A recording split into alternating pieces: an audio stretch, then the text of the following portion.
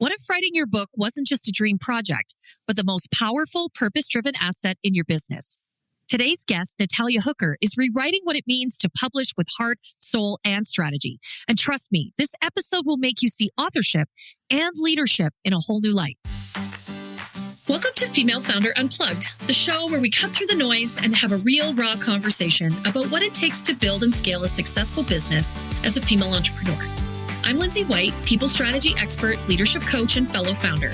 And I know firsthand the challenges of scaling sustainably and staying connected to your passion along the way. This podcast is for ambitious women just like you, seasoned founders and CEOs navigating the challenges of leadership, team building, and sustainable growth. In each episode, we'll dive into those topics that are most important to you as a female founder. You'll hear honest, no BS conversations about building, growing, and leading a team and culture so that you can grow without losing yourself in the process. Because let's be real, entrepreneurship can feel isolating, and leadership doesn't come with a roadmap. If you've ever struggled with the pressure of running a business, felt overwhelmed by growing your team, or wondered, how do I scale without sacrificing my vision and my purpose?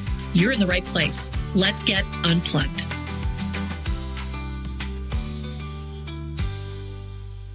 Today's conversation is one that really lit me up.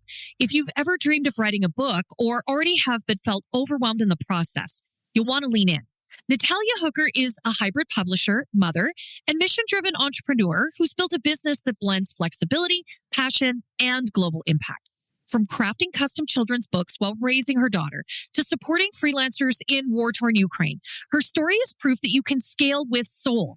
We'll dig into what real relationships look like when your team isn't full-time and how legacy doesn't have to come with a big publishing house price tag. I am really excited to have such a great guest today on the Female Founder Unplugged podcast. Natalia Hooker is here to talk with us this afternoon, and she's had such an interesting journey as a female entrepreneur. And we were just talking before we hit record about how our life circumstances shift not only the work we do, but the way we deliver that work. And she's had a shift in the last several years that have changed some of that for her and how she is leading in her own business. So thank you for being here. Super happy to have you as a guest. Thank you for having me. It's wonderful to be here. Yeah, it's absolutely my pleasure. And I love, we're talking to each other from sort of halfway around the world, which is super fun. I really love being able to do that and have that global reach. So thank you for joining me a little bit later in your day, which is awesome. Yes, such a pleasure. Yeah. Great. I mean, tell us a little bit about who you are, what you do, and how you became a female founder, because there's a story there. Yeah. I've had a few career shifts in my life. So I have founded things before. The most random is a girl band in Italy. But I always had a calling, and that was before that I was a banker, but I always had a calling into books. And I ended up in publishing for many years. It was my own business, but it was controlled. I was an agent, so It was controlled by the publishing houses, really. And when I got pregnant and when my daughter was little, it was just so clear to me that this was the time to start my dream business. And I just love helping authors, budding authors, get their books out into the world. And, there's lots of hybrid publishers at the moment. I work like a boutique or hybrid publisher, but I maintain a lot of credibility with my clients. I don't take the copyright. I provide the best fees, like amazing fees. All of these other companies charge a lot.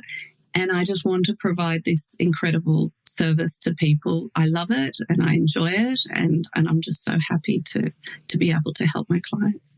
I love that. I mean, I'm curious, and I don't think I know the answer to this. What does it mean to be a hybrid publisher? What is that? So you have the traditional big publishing houses. Yeah. And then you have other publishers which have sprouted up all over the place, particularly because of the self-publishing boom.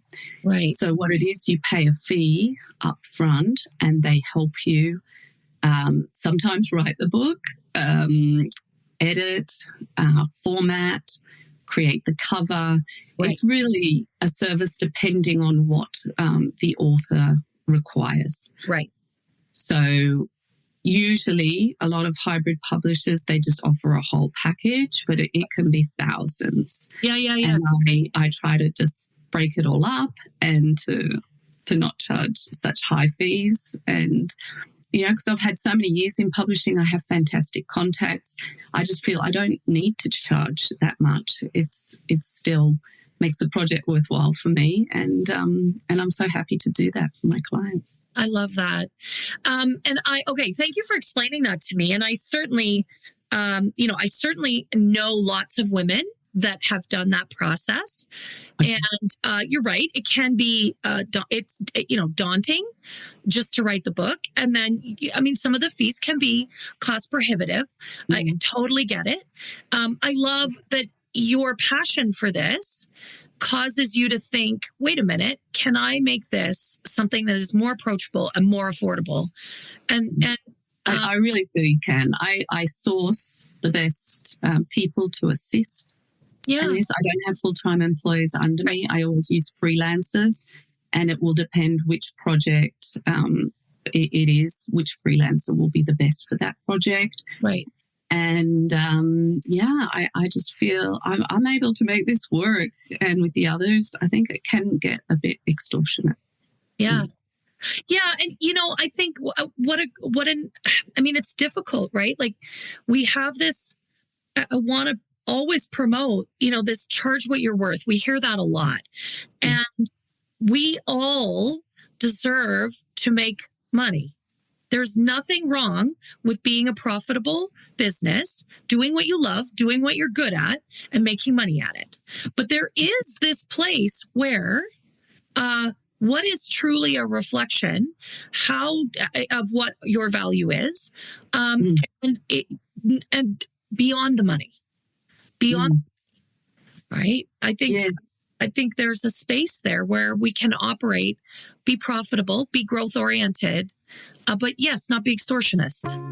Yes. And I think with some of the hybrids, maybe they're just big companies that are just carrying a lot of overheads. They have a nice address, maybe in the middle of London, wherever they are. I just am keeping things simple.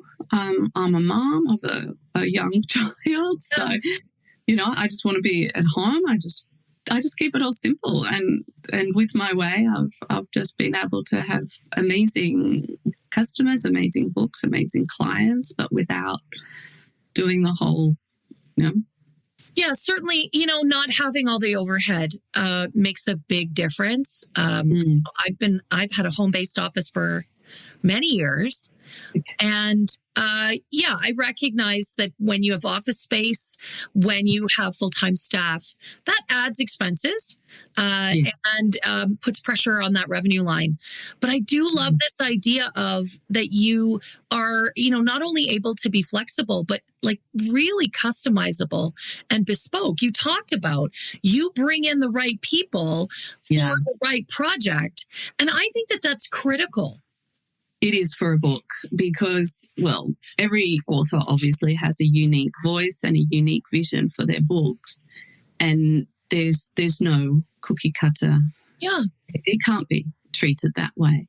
I want to bring each individual client's vision to life exactly how they see it. And I think that's nice. It's very personal, creating a book and publishing it. It is deeply personal, isn't it? I know that for so many people, and I think a lot of the female founders that are in my network, the ones I work with, that it really is about not only the thought leadership, but it's the passion. It is the idea. It's the creation. And there is something not only quite magical about it, but something quite purpose-driven about it. Like it's a real accomplishment for so many of us to have that, what is a very tangible, realization of what we do. It's incredible. And books don't go away. And if you give somebody a book, they're not usually things that people get rid of. Like, you can have stacks of business cards, but if somebody gives you a book, it can be the best business card, really, because if you're talking about your business, it's like they're going to keep that. It's going to go on their business, on their shelf, and they're not going to forget about that. 100%. It's an asset in your business, and I do think, they are. I know I have some colleagues, friends, clients that worked for quite a long time on crafting their book, and how incredibly proud they are of that accomplishment. It shows our presence and our leadership, and I think that that's so critical. Yeah. Well, making a book can't be taken lightly in the sense that it does take time. Yeah. So I do think every person who creates a book, like, there is a reason that they're proud of it, because it is something that's a process, Yeah. So, I can see that. And I think it's an extremely satisfying process. Yeah. No, I that's what I understand is, the getting to that point. I just had a colleague that's in a mastermind I'm in.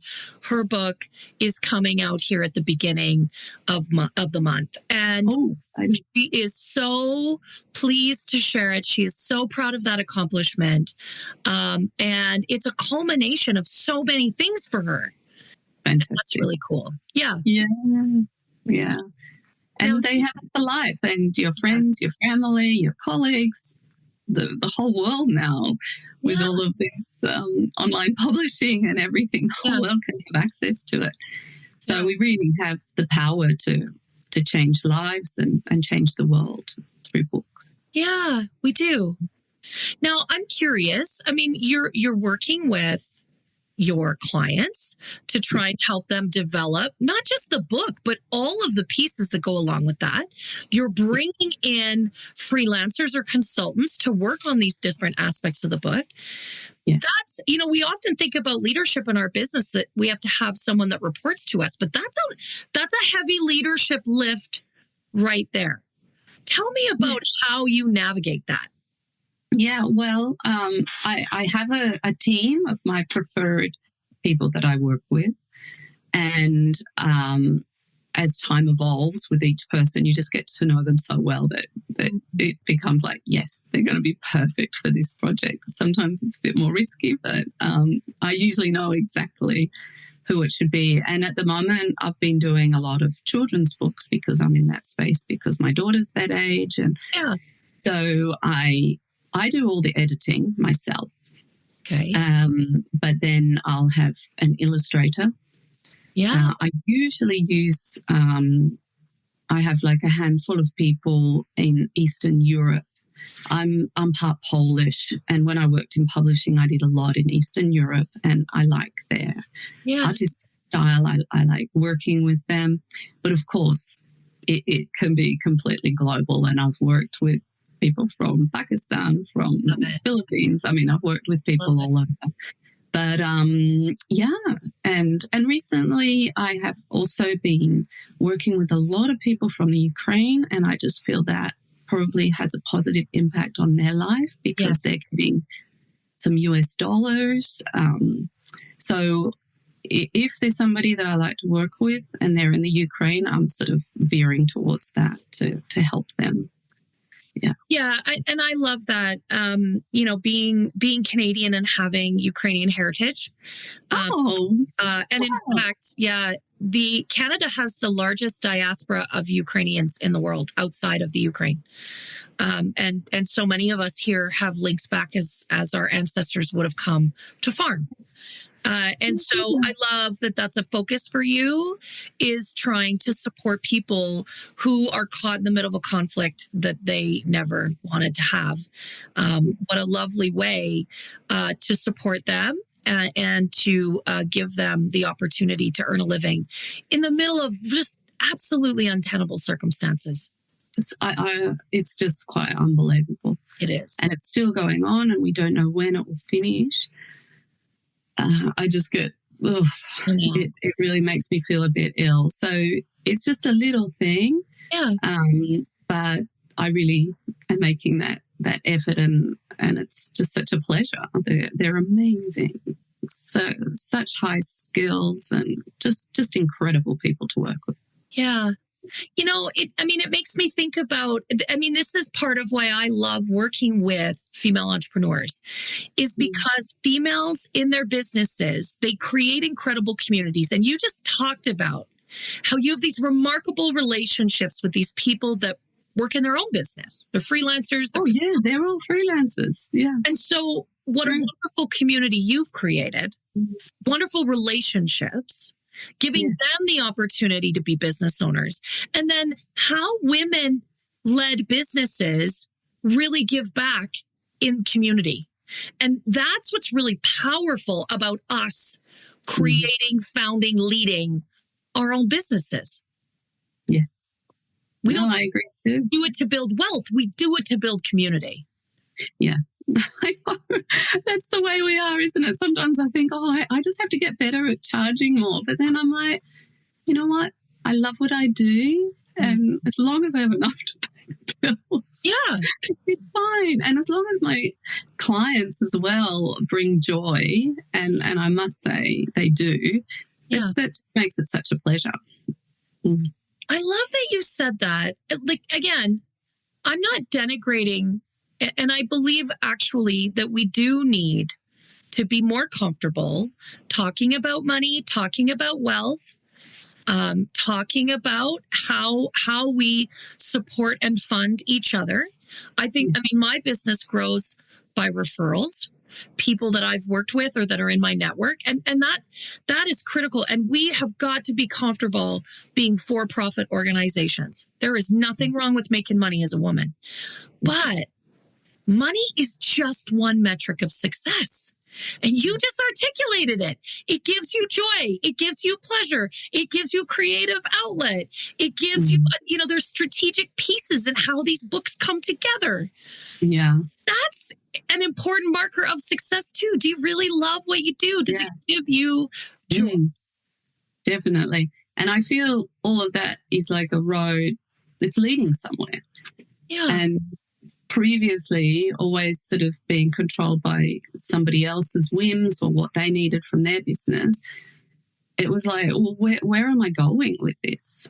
Because every year could really look the same. Of course, you're growing the customer base, you're doing this and that, but it wasn't the same. Whereas with this, I feel like every book is like a stepping stone.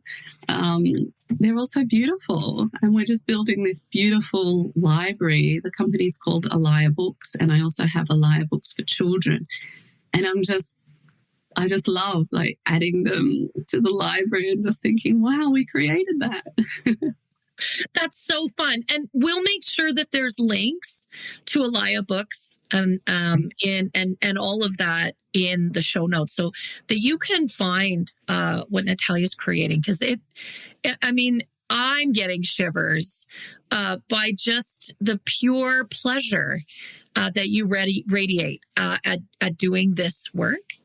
And I also love that your focus has shifted because you have a young one, and now it's these beautiful children's books that are lovely. Yeah, concurrently, I'm still doing some adult titles, but the children's books have just been such a pleasure. They're so beautiful, so creative. It's just beautiful to match the illustration with the text, and it's a beautiful process. And then I always, of course, go to my daughter's school and I test out the books and I'm reading them to the children, and I'm in a position where I can also get great feedback. That's genius. You can go straight to your target market. Yeah. And find out if they like the book or not, and bring a little joy to a classroom at the same time. Oh, they love it. They love it. It's really, really sweet. And my daughter always has to sit on my lap, of course. Of course. So. You know what? That, again, isn't that such a wonderful intersection of how we can blend together our business and our life in a remarkable way? Yeah. Well, when I explain, because sometimes my daughter's like, she's very young, but she's already in year one at a British school. So sometimes she's like, oh, it's too much learning, Mummy. I don't want to go. But then I explain to her what I'm doing. I'm like, today I have to work on this book, the one about the dad. And then I have to work on this book, the one about the donkey. I try to explain to her. She knows some of my clients because she's seen them from video calls or whatever. And then she's like, oh, okay, Mummy, I'm going to school now. It's so sweet. Yeah, she understands. Next generation of female entrepreneur. I absolutely love that. Yeah. I think we need to encourage our children, boys and girls. But I love that, she feels like Mommy's working, she's building something, she's doing important things. I think that gives them confidence to think, well, if Mommy can do that, I can do that. Yeah. Yeah. Oh, definitely. We have to lead by example, don't we? Yeah. What is so this question just popped into my head. What would you want your daughter? What is the example? What do you want her to see from you? Well, I want her to be courageous, I always tell her, you can do anything. You're amazing. I'm just waiting. She's so tiny now. She's only 5, so I think it's a bit early.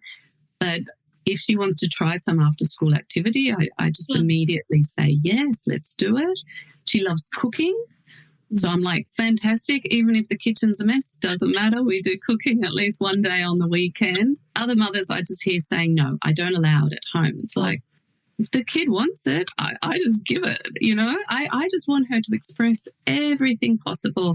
And I don't want to put her I think some people feel from their children, it's sort of like, oh, I would have liked this. I wish I got like a law degree or something.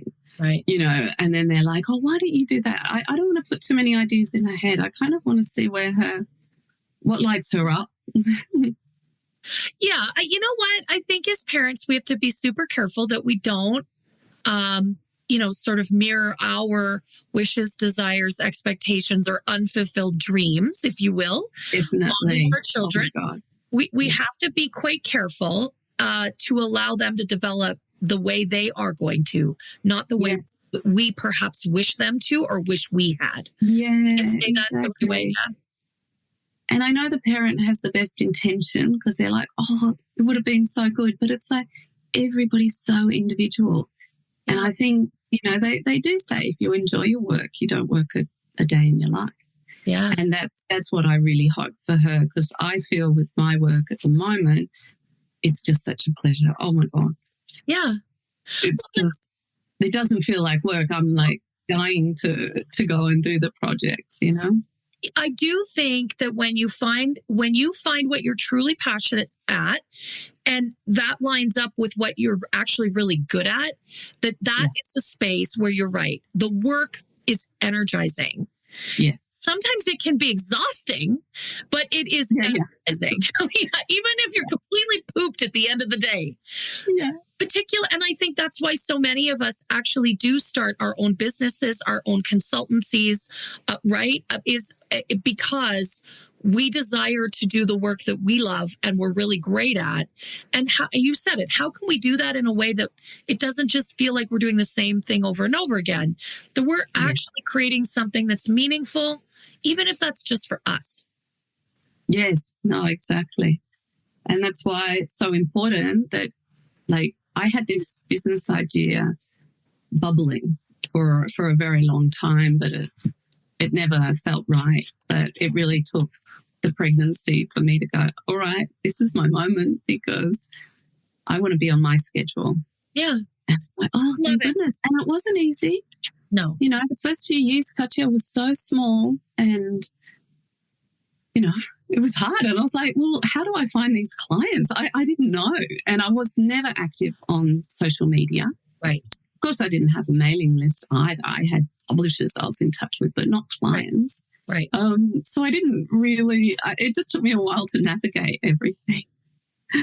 Yeah, I remember when I started my coaching and consulting practice, and I went to a breakfast, and there was a panel, and these three people were, very long tenured coaches and consultant in this, in Calgary here, and I remember them saying it would take 3 to 5 years, and I was like, okay, that seems like a long time, but sure. But it really does. I think it does take the first couple years. Now, do some people find success right away? Yes. Yes. But I do think for, what I hear in my world is that it takes, often takes 2 or 3 years to just really get a feel for what this is going to look like, especially because lots of us leave corporate. The structure, then we don't have that structure. We don't have all the tools necessarily. And so we do have to discover some of those pieces. I think I can't agree with you more. Yeah. And because I had these ideas, but I didn't really, I sort of had the end vision, but it just took me a while to work out how it was all going to fall into place. Yes. Yeah. Yes, I think that's exactly it. We have a vision. We have a calling. There's a real pull there. But, to figure out the nuts and bolts, and for many of us, and I put myself squarely in this camp, I am an expert at people strategy. I'm an expert at leadership. I'm an expert at culture creation. What I am not an expert at is running a business. Oh, wow. That's actually the hard part. Yes. Yeah. We have to get used to doing all these little bits and working out how to get it all organized. And it's crazy. Well, amazing. Thank you so much for your time. I'm super grateful, just to have this conversation about life and business and motherhood and how you blend that all together in such a beautiful way, to do the work that you love to do with so much joy and gratitude. I mean, I hear the gratitude in your voice. Yeah. I'm so grateful. I was like, every day it's like, thank you. Yeah. I love that. Where do we find you? Tell us where people can go to find you. Okay, so my website is alayabooks.com, ALAYA books, and there it basically has everything. I'm on Instagram under Alaya Books. I'm on Facebook, Natalia Hooker, LinkedIn. I have a lovely mailing list on my website. You can sign up, even get some free training. It'd be absolutely wonderful to hear from any of the viewers, even if you just have a question. I give always a free 10-minute consultation. So I'm happy to do that, no obligation, or just email me with questions. I love that. Thank you. That's a very generous offer. And, any of you that are listening, you can just tell that, that offer is made in gratitude, and with an open heart. And I love that, right? There's no sense behind it at all. Thank you again for your time. I'm so glad that we got to have this chance to have a chat today. Oh, thank you, Lindsay. Such a pleasure. And thank you for hosting this wonderful podcast. I'm sure you're making a difference to female entrepreneurs and empowering them. Thank you. Real pleasure to be here. I appreciate you saying that, because that is the point. I always hope that the conversations that I have are, reach someone in a way that's meaningful and motivational and inspiring. That is the whole point. So thank you for saying that. I appreciate that. Wasn't that conversation beautiful? Natalia really reminds us that joy, community, and meaningful work are all important metrics of success. And if you've got a book inside you, or if today's episode sparked a little fire, reach out to her for that free consult. And just take a minute now to think, what legacy are you building in your business? That's the leadership conversation we should really all be having. And speaking of legacy, if you're feeling the pull to step fully into your leadership role and really embrace being a CEO of clarity, confidence, and culture, then it's time to check out the LPC Accelerator. This is my signature program for female founders ready to scale their business without the burnout. We'll build your people strategy, elevate your leadership, and create a culture that aligns with your values and vision. You don't have to do this alone, and you don't have to sacrifice what matters most to grow. Just head to the link in the show notes or DM me, LPC, on Instagram, and I'll send you all the details. Let's make this your most powerful chapter yet. Thanks for tuning into this episode of Female Founder Unplugged. If today's conversation resonated with you, I'd love to hear your thoughts. Connect with me on Instagram at High Volt Leadership and send me your questions or let me know your biggest takeaway.